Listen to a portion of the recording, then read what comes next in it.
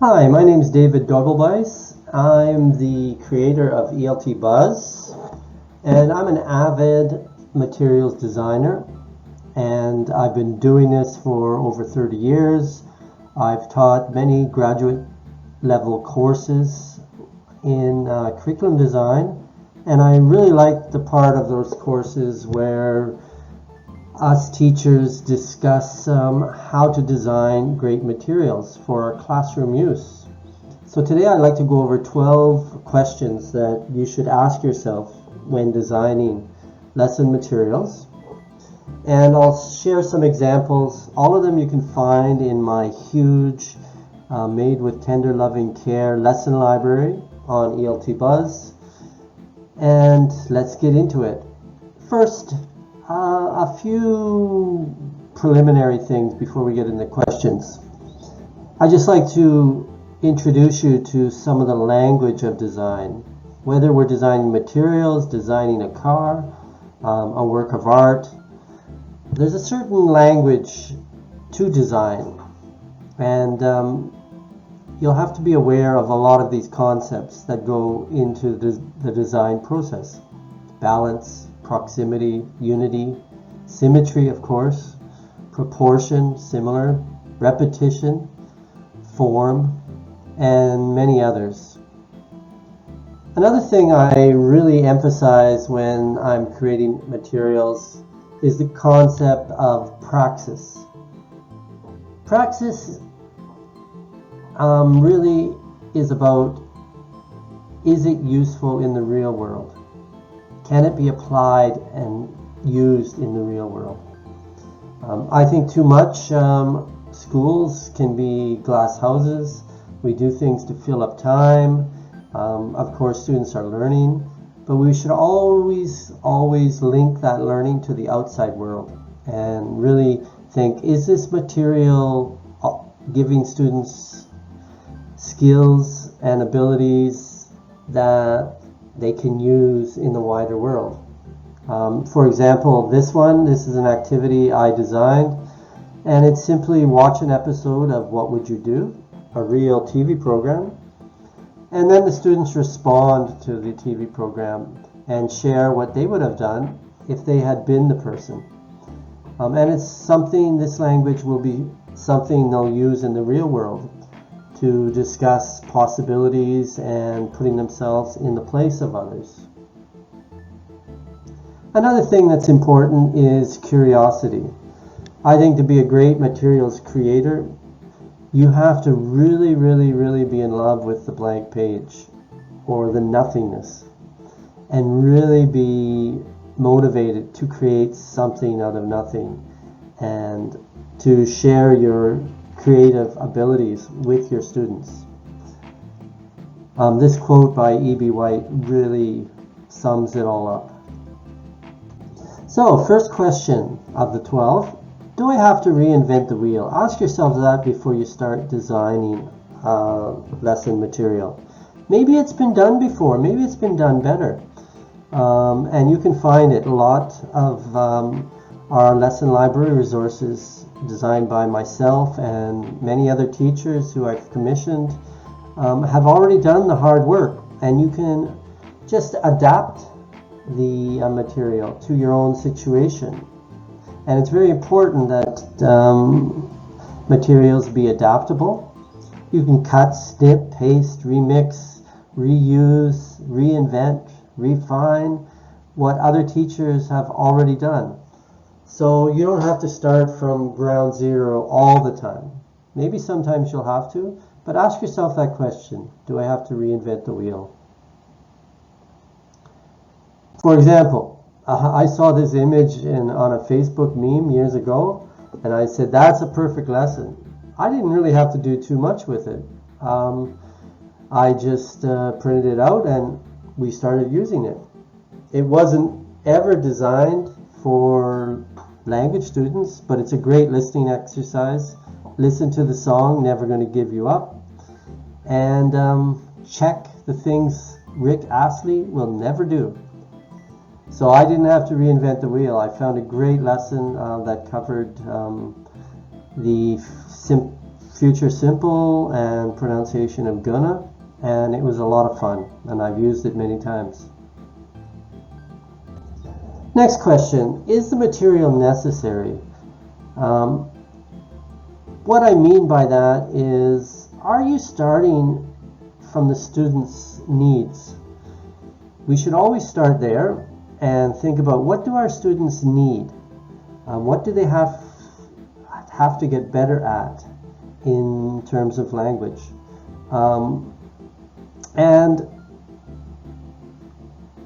from that point, we can go forward.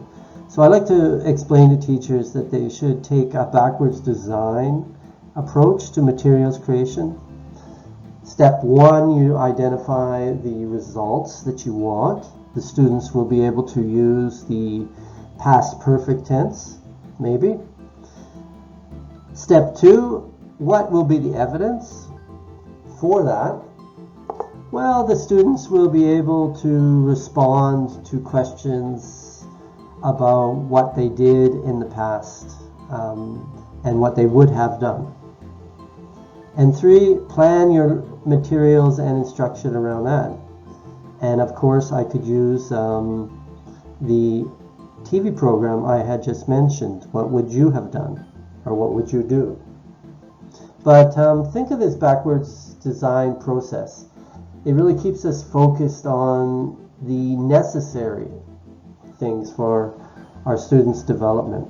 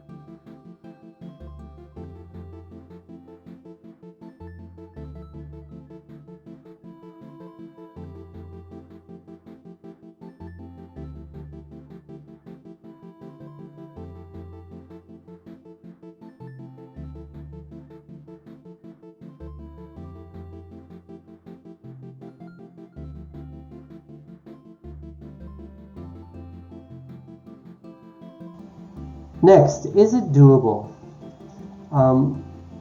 Too often we think, oh, I can't do that. It's going to be too big a job. I don't have time. And really, you have to ask yourself, how much time do you have? Can you get it done? I'm a real big fan of 37 Signals. It was a very, very early Web 2.0 philosophy for coders. And it was just get something up there and start there, and then slowly and surely the next lesson, or the next group of students, you'll perfect it and tweak it. Materials creation is an ongoing process. It's not just you write something and it's perfect and you never change it from then on. So I really prefer to get real. Just start doing it and create the material. Keep it simple and start from there.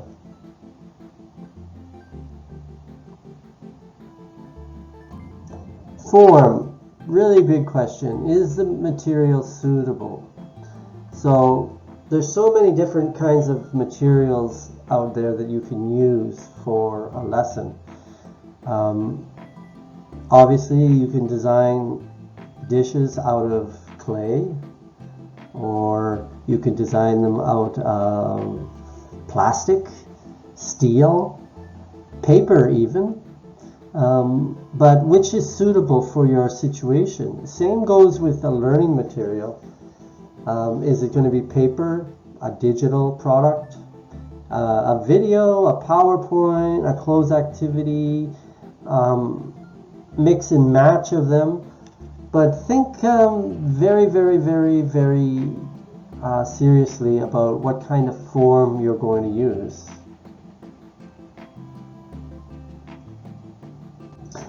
I'll give you an example here. I have a prompt engine, I call it. Teachers have used this extensively, and they go online and they generate prompts for speaking or even for writing, student writing. And I thought of many different ways to do this, but I thought online would be the best.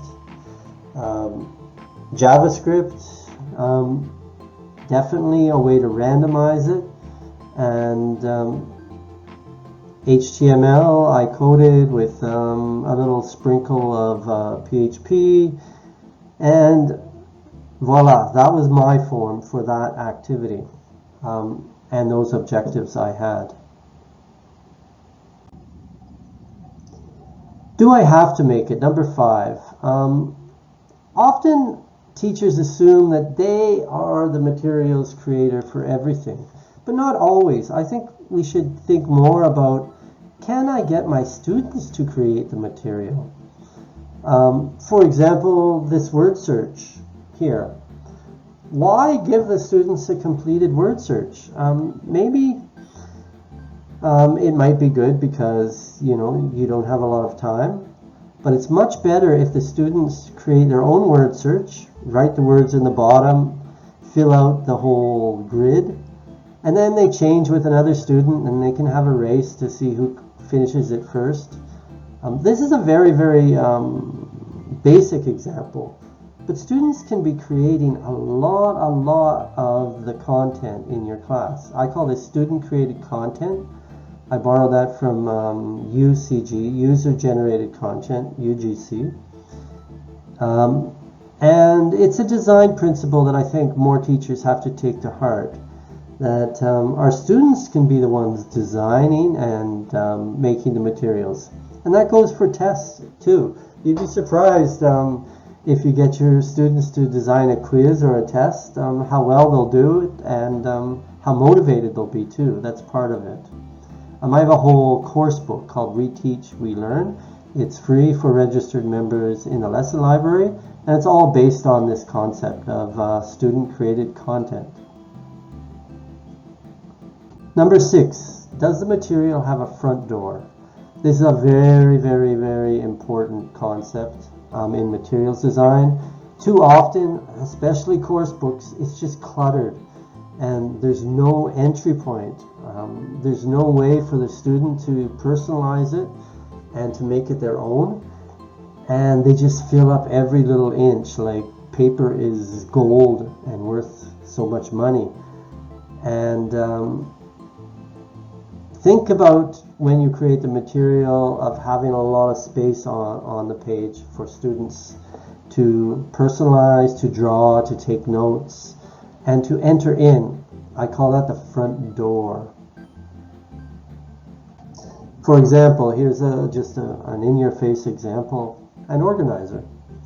And it's just what it does what it is. It's a mind map where students brainstorm words for breakfast, about breakfast, different foods related to breakfast. Lots of space, lots of front door. And we need a back door. So does the material have an exit? One of the important things is extension activities. Every material should lead on to something else. No material is an island. So we need the ability for students to make connections to the material somehow. From their own lives, they should be able to make connections to the material itself and the content.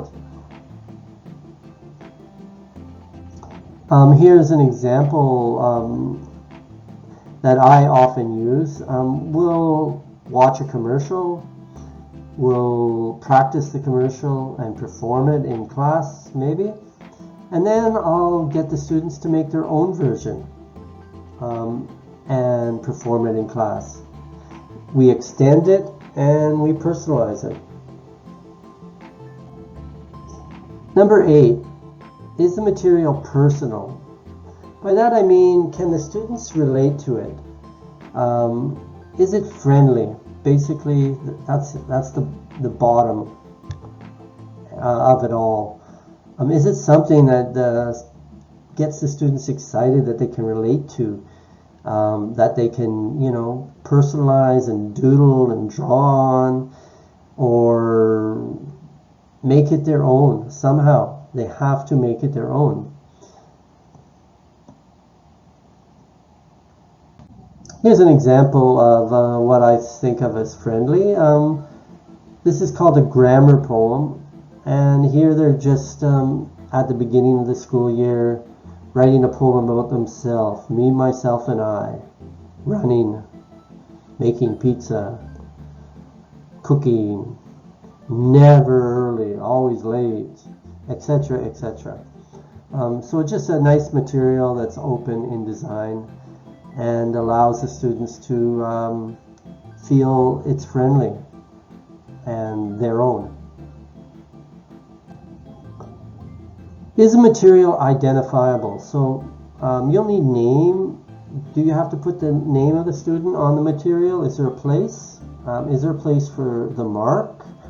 Are you going to use check boxes?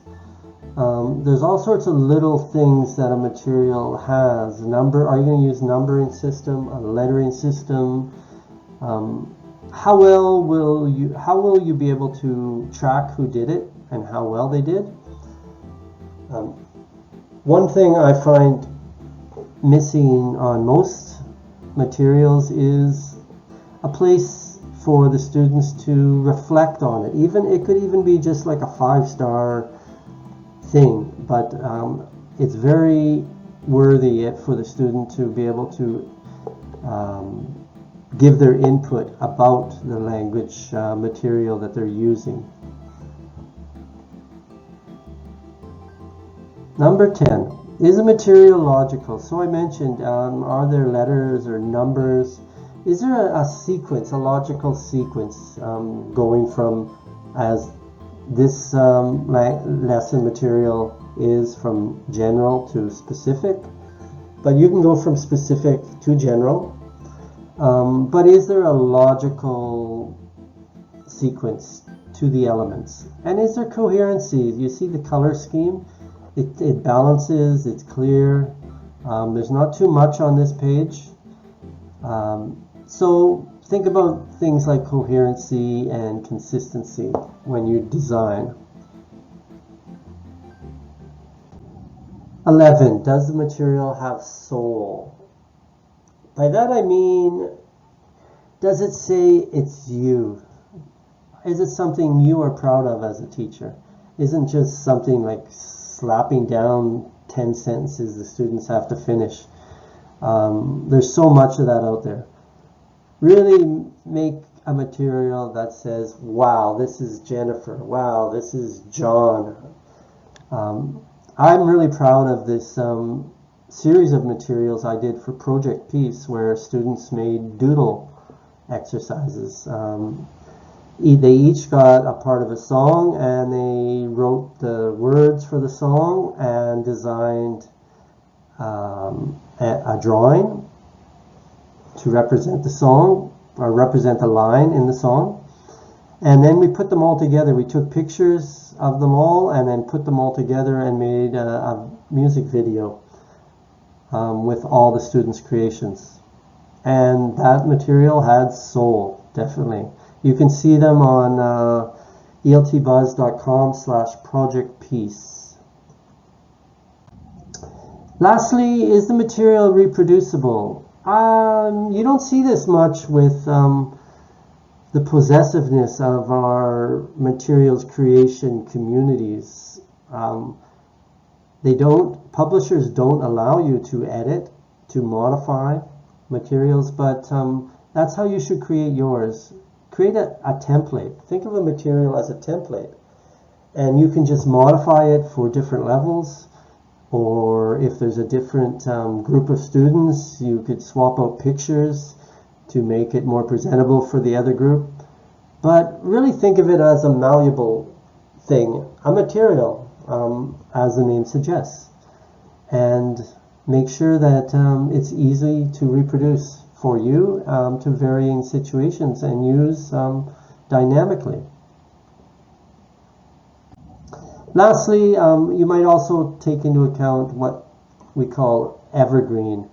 So if you're going to be using a material over and over again, you might not want to invest a lot of time in a lesson about, let's say, Donald Trump, or who purchased Twitter, or something that's not evergreen. And think about designing your lesson through that lens, that you might be able to use it in 5 years from now, and it'll still be just as relevant and useful for you in your classroom teaching. So check out the lesson library, ELT Buzz Teaching Resources, and I hope these questions that I've prompted you with will help you when you design your own materials. And please visit our community on LinkedIn, ELT Professionals on LinkedIn, and share some of your own creations and get some feedback. Thank you for listening. This has been David from ELT Buzz. Over and out.